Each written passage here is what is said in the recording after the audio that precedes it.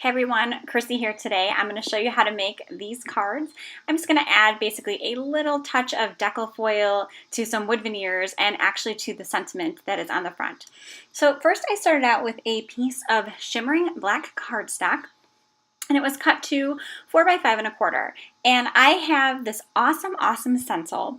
It's from Southern Ridge.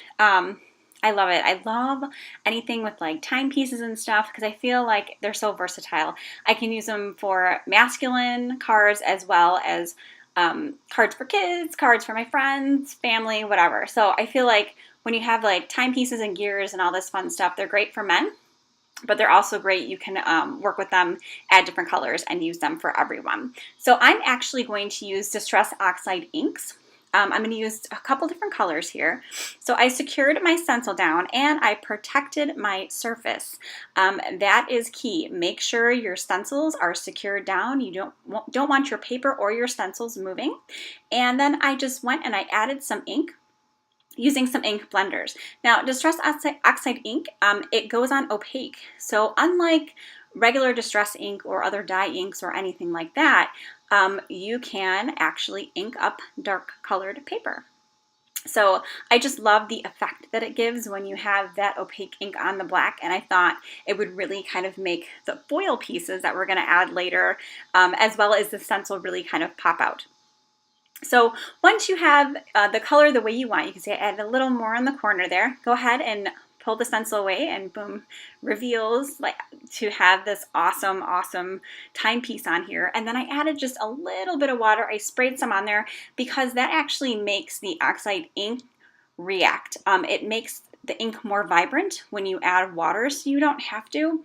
You have a real nice chalky look when it's done, but when you do add water, it ends up becoming it pops out more. It's more vibrant. So, and it looks like it's still wet. Like I feel like when I look at Oxide ink, it looks like I could take it and wipe it away with my hands, but I can't. It's totally dry.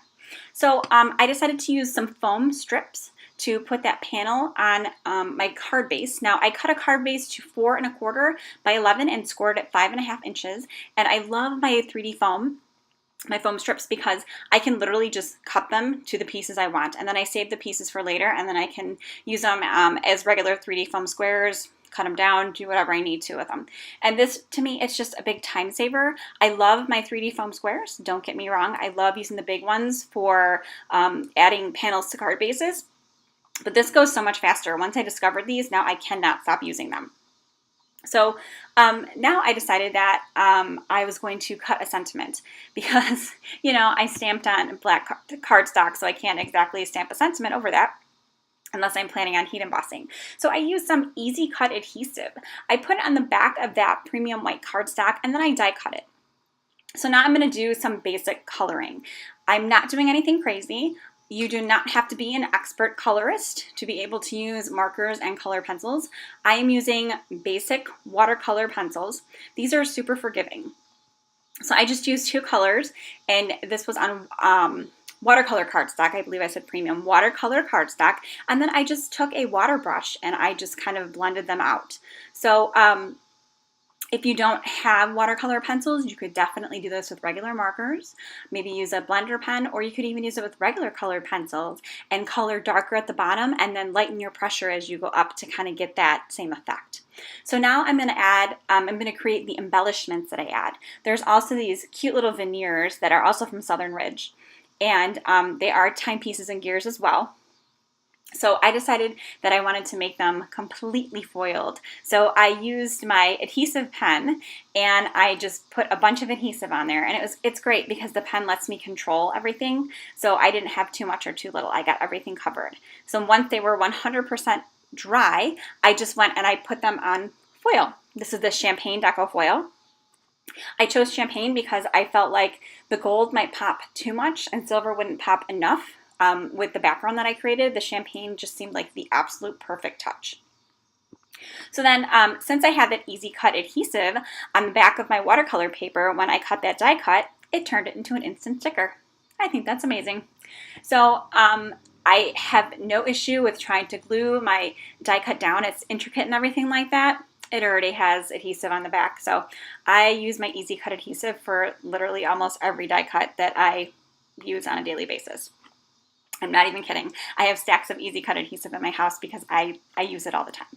So then I use my DecoFoil pen again. I just wanted to add a little bit of foil to this die cut. I don't know, I thought it would kind of pull everything together. So while I waited for that to dry, I decided to adhere the foiled veneers that we did just a few minutes ago. So I just dipped them in a little bit of glue. This is a vellum glue, so it does dry clear. There's lots of glues out there that dry clear. You could also probably use like a tape runner, like an XL tape runner. I just wanted to use the glue. I wanted to make sure that it really, really stuck on. So since that wasn't drying, the last one I did, I'm going to show you here, this was my other sample. I did the exact same thing. So this was 100% dry. So I'm just pushing the foil down and then I pull it off and it just leaves a little bit of foil on there, the perfect touch to my coloring. So thanks for stopping by today. I hope you'll give this a try. Make sure you follow us, you like us on Facebook, and follow us on Instagram, and I will see you later. Thanks.